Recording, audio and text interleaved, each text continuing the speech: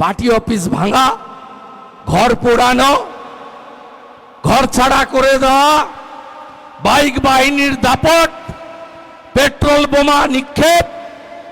শুনেছেন কোথাও কোন রাজ্যে 21-এর ভোটের পরে 15টা রাজ্যে ভোট হয়েছে, সবাই ভাই ভাই মিলে মিশে গেছে। ভোটের সময় রাজনীতি, সারা বছর তো আমরা সবাই ভাই ভাই, বোন বোন, দিদি দিদি, সবাই একসঙ্গে বসবাস করি। এই তো গণতন্ত্রের বিধিবিধান। কেন পশ্চিমবঙ্গে 57 জন বিজেপি কর্মী, তার মধ্যে মানস সাহা বিজেপির প্রার্থী মগরাহাটের কাউন্টিং সেন্টারে খুন হতে হয়েছে? আমিও খুন হতাম।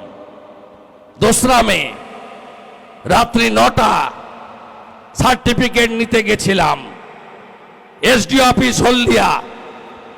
তার বাইরে এত বড় বড় পাথর, ওই পাথর গায়ে মাথায় পড়লে কেউ বাঁচে না। আমার গাড়িটা ছিল সিআরপিএফ এর দেওয়া বুলেট প্রুফ গাড়ি, বাইরের সব কাঁচ ভেঙে দিয়েছে, ভিতরের কাঁচের অস্তিত্ব ছিল। তাই গাড়িটা কোন ক্রমে ঘুরিয়ে নিয়ে সুতাহাটা সুবর্ণ জয়ন্তী ভবনের মাঠে এসে কোন ক্রমে প্রাণটা সেদিন বাঁচিয়েছিলাম। নইলে একটা শহীদ বেদি তৈরি হতো, বছরে একদিন হয়তো ফুল দিতেন। এই একই অবস্থা মানস সাহার হয়েছে মগরাহাটে। তাকে কাউন্টিং সেন্টার থেকে মারতে মারতে অর্ধমৃত করে হসপিটালে পাঠানো হয়েছে। 2 মাস পরে দেহ রেখেছেন। চিল্ল গ্রামের দেবব্রত মাইতি, তার কি অপরাধ আমি জানতে চাই।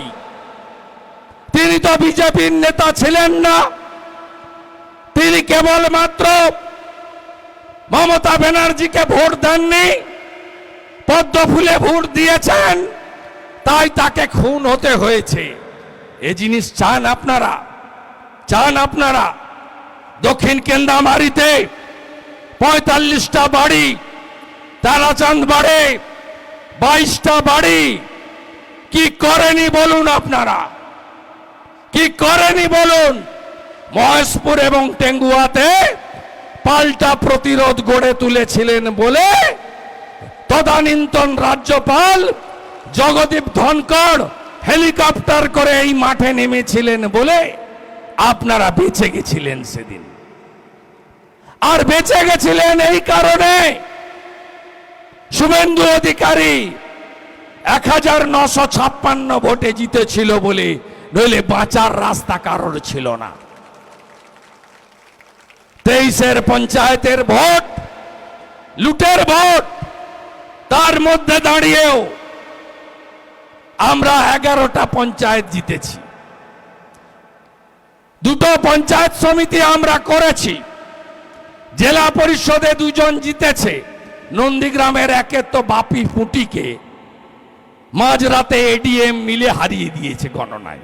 আমি জানি সব হিসাব হবে, চিরদিন কাহারও সমান নাহি যায়। আজকে যে রাজা ছিল, কালকে সে ভিক্ষা চায়। আমিও খুন হতাম।